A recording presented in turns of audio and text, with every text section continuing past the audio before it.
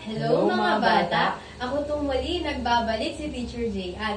Kaya ngayon, may ipapakilala ko sa inyong bago nating mga kasama. Ito nga pala si Kuya Jaren. Ano nga ulit pangalan niya? Okay, very good. Siya po si Kuya Jaren. Siya yung makakasama natin sa araw na ito. Bago tayo magsimula sa pakikinig ng panibagong salita at matuto ng panibagong kwento ay mag-action song muna tayo. Alam nyo di ba yung napakatamis ng pag-ibig ni Jesus? Ready? Sing! Napakatamis ng pag-ibig ni Jesus. Napakatamis ng pag-ibig ni Jesus. Napakatamis ng pag-ibig ni Jesus. Oh, oh, napakatamis. Mataas. Mataas. Pa sa bundok malalim. Pa sa dagat malawak. Pa sa mundo, oh, oh, napakatamis. Napakatamis ng pag-ibig ni Jesus. Napakatamis ng pag-ibig ni Jesus. Napakatamis ng pag-ibig ni Jesus. Oh, oh, napakatamis. Oh, oh, napakatamis. Okay, tatawagin natin si Kuya Jaren para pangunahan tayo sa pagpe-pray. Okay, Kuya Jaren, paano daw po mag-pray? Okay, 1. Pagdikitin ng kamay. 2. Yuko. 3. Pikit. Okay, let's pray. Panginoon, maraming salamat po sa araw na ito na makakapakinig po kami ng bagong kwento ngayon at itutak niyo po sa aming isipan ang aming mapapakinggan ngayon. In Jesus' name we pray. Amen. Okay, mag-i-start na tayo sa panibago nating kwento. Pero bago yon, pwede na po kumupo si Kuya Jaren. Okay, handa na ba kayong makinig sa panibagong kwento? Isang malakas na oh yes nga?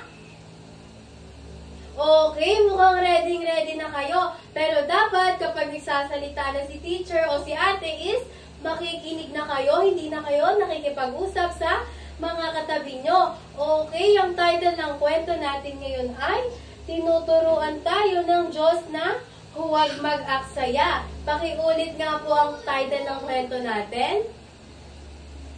Okay.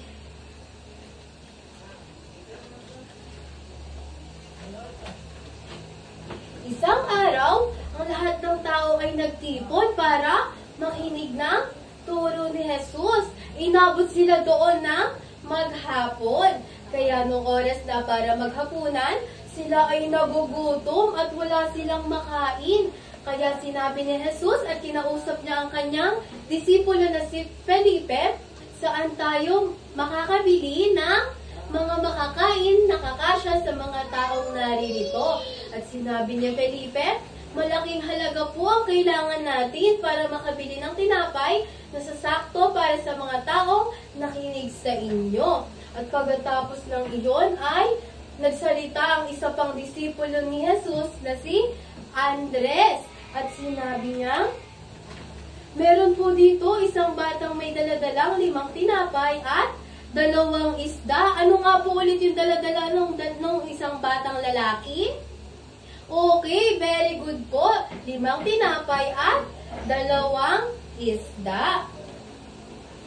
Okay, pagkatapos po nun at sinabi nung disipulo ni Jesus na hindi daw po kakasya yung 5 tinapay at 2 isda. Kaya naman, inutusan ni Jesus ang kanyang mga disipulo na paupuin ang lahat ng tao. At sinabi ni Jesus, madamo sa lugar na iyon. Pagkatapos na umupo yung mga tao is, tinaas na yung tinapay para magpasalamat sa Diyos sa pagkain iyon. At ipinamigay niya ito sa mga taong nandoon. Ganon din naman po yung ginawa niya sa mga isdang nakuha niya. Itinaas niyo po iyon at ipinasalamat sa Diyos. Okay. Tapos, nung pagkatapos po na yun is, ang sinabi ni Jesus sa mga disipulo niya, bigyan ng pagkain. Di ba po, binigyan na ng pagkain ni Jesus yung mga tao. Sinabi niya po sa mga taong nandoon is, magpakabusog kayo at ubusin ninyo lahat ang lahat ng pagkain kinakain nyo. Kaya naman, ito po sila. Kinakain na po nila yung 5 tinapay at 2 isda. Yung mga tao pong nandoon is, meron po doong 5,000 lalaki o 5,000 na mga lalaki. Hindi pa po dun kabilang yung mga babae at mga bata. Pagkatapos pong kumain ng mga tao at nabusog na po sila, inutusan po ni Jesus na iligpit yung mga pinagkainan o yung mga natira pong pagkain. Kaya naman po, sinunod siya ng kanyang mga disipulo. Ang kanyang mga disipulo po ay iniligpit at itinabi ang lahat ng mga pagkain na titira para po hindi ito masayang. Alam niyo po ba kung ilan yung natirang pagkain ng mga taong nandoon? Nagkaroon po sila ng 12 basket na tinapay at isda. Di ba po kamangha-mangha yung ginawa ng Diyos ha? 5 tinapay at 2 isda. Napadami niya po iyon at napakain niya ang madaming taong nakinig sa turo niya. Kaya naman po, dapat ang pagkain hinahain po sa atin is hindi po natin sinasayang o dapat hindi tayo nagtitira ng pagkain. Kasi po, pinagtatrabahuhan po yun ng ating mga magulang at pinaghihirapan. Kaya po kung ano dapat po yung nakahain sa lamesa natin o kung ano lang po yung kayang bigay ng magulang natin is dapat hindi po natin yun inaaksaya o dapat po hindi tayo nagtitira. Ang pagtitira po ng pagkain o pagsasayang ay isa pong kasalanan sa Diyos. Okay, magbigay nga po kayo ng kasalanang nagagawa ng isang tao. Okay, pagmumura. Ano pa po? Pagsasagot sa magulang. Di ba po marami tayong kasalanang nagagawa po natin sa isang araw?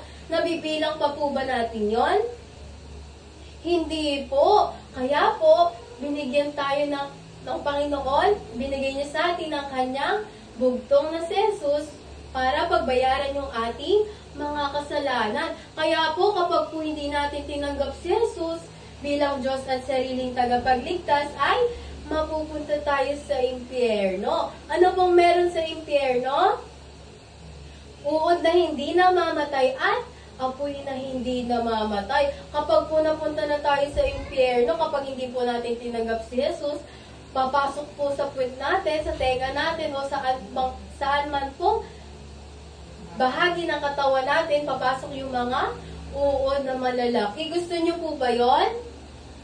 Okay, lahat po tayo, ayaw nating mangyari yon. Kaya naman po, tatanggapin natin si Jesus bilang Diyos at sariling nating tagapagligtas. Sino po dito gustong makatanggap ng libre regalo galing sa Panginoon? Okay, lahat tayo, di ba? Pero, binigyan tayo ng bugtong na anak na si Jesus para pagbayaran ng ating mga kasalanan at binigyan niya tayo ng buhay na walang hanggan sa langit. Okay, tayo na po tayo, magpe-pray tayo, tatanggapin natin si Jesus bilang Diyos at sarili nating tagapagligtas. Okay, paano po ulit mag-pray? Number 1, ipagdikitin ang mga kamay. 2, yuko. 3, pikit at walang makikipag-usap sa katabi. Let's pray. Panginoon, maraming salamat po sa araw na ito na kami po ay nakapakinig at natuto ng panibagong kwento. Panginoon, patawarin niyo po kami sa mga nagagawa po namin na pag-aaksaya sa mga bagay na ibinibigay niyo sa amin, lalo na po sa pagkain na amin itinitira. Panginoon, itatak niyo po sa aming isipan ang kwento na aming napakinggan para maisabuhay po namin ito sa araw-araw. Panginoon, binubuksan ko po ang aking puso, pinapapasok ka at tinatanggap bilang Diyos at sariling tagapagligtas. Panginoon, patawarin niyo po kami sa aming mga kasalanan, sa isip, sa salita, at sa gawa. Mahal po namin kayo. In Jesus' name, Amen. Okay, bago tayo matapos sa ating lesson ngayon, meron tayo dito Bible verse o memory verse. Pwede na natin tawagin si Kuya Jaren para makasama sa ating memory verse.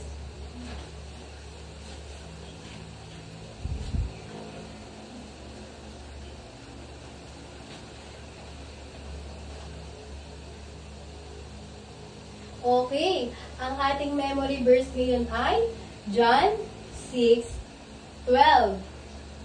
At nang sila'y mga busog ay sinabi niya sa kanyang mga alagad, pulutin ninyo ang mga pinagputol-putol na lumabis upang walang anumang masayang. Okay, ang sinabi po sa memory verse natin ngayon is, kapag po meron tayong mga pagkain, wag po natin ito hahayaang masayang. Di ba po, Kuya Jaren? Tama. Okay, kaya po kapag meron tayong pagkain, sabi po ng Panginoon ay hindi natin ito sasayangin at huwag tayong magtitira. Katulad ng nasa kwento, di ba? Na parami ni Jesus yung 5 tinapay at 2 isda. Napakain niyo yun sa maraming tao. Ngunit marami man nang natira, ay inutusan niya ang kanyang mga disipulo na ipunin para walang masayang. Ganon din tayo. Dapat kapag may pagkain tayo o may inihain si nanay sa lamesa ay hindi dapat natin ito sayangin. Kasi nga, di ba po, hindi naman po matutuwa yung Panginoon kapag nagsayang tayo ng pagkain. Di ba, Kuya Jaren? Okay, kaya ngayon ay doon tayo nagtatapos. Doon nagtatapos ang ating pinag-aralan o kwento ngayon. Sana may natutunan kayo sa amin. Ako nga ulit si Teacher Jayan at siya si Kuya Jaren. Okay, maraming salamat sa inyong pakikinig mga bata. Hanggang sa muli. Paalam!